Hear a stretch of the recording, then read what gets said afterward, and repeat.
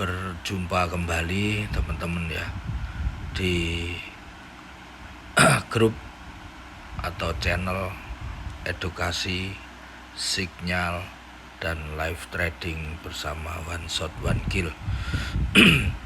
Kita akan bahas GBP USD tanggal 18 April dalam 1 minggu ke depan.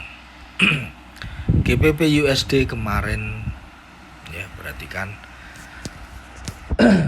kemarin mengalami sideways atau konsolidasi antara buyer dan seller sebagai kunci kenaikan atau penurunan. Ketika nanti GBP USD keluar dari kotak ini ya, jika dia mampu break 1.30776, break mengeluarkan candle absolute atau impulsif bullish, maka gold akan membuat low yang baru jika area ini tidak mampu diterobos. Kita lihat struktur candle yang terbentuk ya. Penurunan GBP USD ya secara berangsur-angsur membentuk yang namanya lower high. Semakin lama semakin menurun. Kemarin sempat menyentuh area ini, GBP USD jatuh. Jika besok GBP USD mampu break area ini, maka dia akan menguji area resisten ini.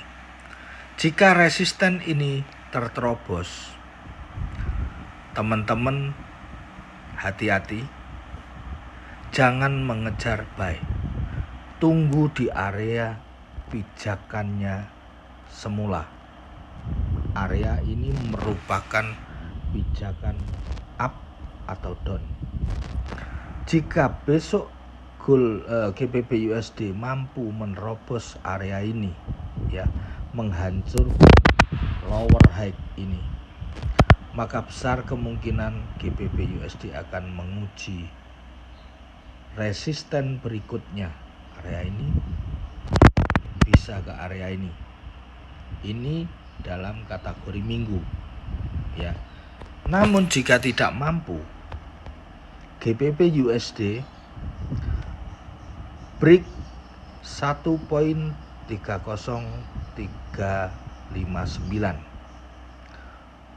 maka dia akan membuat ini, maksudnya ini berarti membuat lower high ya. Dia akan turun menguji supportnya ini. Ketika break ini teman-teman tunggu dia kembali ke area ini lagi. Jadi area ini merupakan sebuah pijakan. Dia break, dia akan kembali lagi ke sini baru lanjut turun. Namun jika kita melihat candle weekly ya teman-teman, perhatikan weekly. Di sini ya ada candle penolakan. Di sini merupakan strong demand ya, demand yang kuat. Untuk menerobos area demand ini membutuhkan power yang kuat pula ya. Kemarin menyentuh area demand ini, dia terpental naik ya, akhirnya sideways. Terjadilah tarik menarik antara buyer dan seller. Jika kita lihat di daily ya, ini membentuk pola candle double pattern yang memberikan informasi akan turun, tapi dengan catatan dia harus break 1.30359. Berarti titik aman kita untuk masuk ke perdagangan GBP USD, kita harus menunggu break low ini, break support atau break resisten. Jika break resisten kita prepare buy, jika break support kita prepare sell ya. Sell dengan target minimal ya di 1.29712. Ini di day trade besok. Berarti kita menunggu GBP USD break support atau break resisten. Dengan catatan, mungkin teman-teman yang belajar di grup One Shot One Kill, syarat break seperti apa harus kita pahami ya. Jika melihat di time frame weekly ya, seminggu ke depan, drop dia sudah membuat base, sudah dikoreksi, penurunan ini sudah dikoreksi. Ini koreksinya 50%. Kemungkinan jika melihat struktur candle ini dia akan melanjutkan turun, tapi weekly ya, ke area support berikutnya. Support ini sudah diuji ya, support ini sudah diuji. Dia akan menguji support berikutnya, akan diuji kembali maksudnya. Jika ini terterobos, dia akan menguji support ini ya. Drop base drop, jadi masih ada potensi untuk drop. GBP USD akan up jika dia mampu menerobos area 1.31728. Jadi kita menunggu besok yang masuk GBP USD ya. Ini sebagai kunci kelanjutan turun atau pembalikan up. Di kotak set W ini kita beri tanda ya teman-teman. Jadi di dalam dunia trading kita tidak diperbolehkan atau tidak disarankan gegabah masuk market ya. Jadi kita menunggu dulu sebelum ada informasi,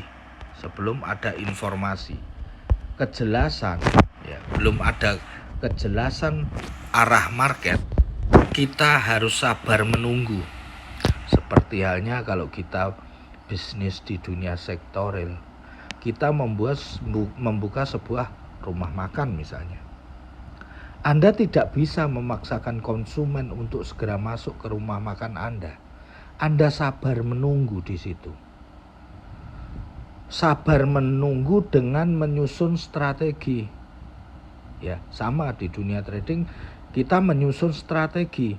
Strategi diantaranya lotnya berapa, manajemen resikonya berapa, harus kita perhitungkan. Karena kita memprediksi market itu, kita yang pertama dasarnya harus tahu dulu berapa resiko kita, kerugian kita, berapa taking profit kita ya. Sama halnya dengan bisnis sektorial. Anda meresikokan sebuah kerugian dengan membaca pasar. Hari Minggu biasanya pengunjung ramai, berarti Anda jika membuka restoran, Anda mempersiapkan menu makanan yang lebih karena takut kekurangan. Di hari-hari yang lain, mungkin hari Senin, Selasa agak sepi, Anda harus menyiapkan menu makanan secukupnya. Seperti itu ya teman-teman. Jadi tolong dipahami manajemen dan strategi trading dan pola-pola candle yang ada di market. Sementara itu yang saya sampaikan bisa dipelajari. Ada kurang jelas Anda bisa chat saya di nomor, ada nomor saya taruh di link deskripsi saya. Jangan lupa bantu share, subscribe, dan like agar channel ini semakin berkembang.